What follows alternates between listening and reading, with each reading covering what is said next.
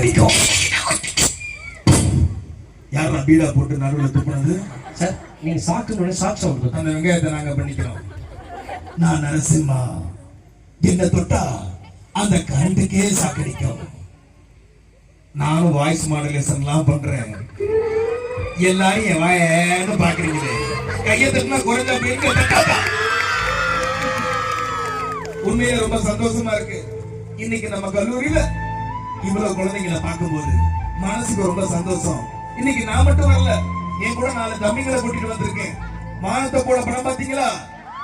அதுல என் கூட 4 தம்பிங்க இருப்பாங்கல்ல, அதுல முதல் தம்பியை கூப்பிட போறேன்.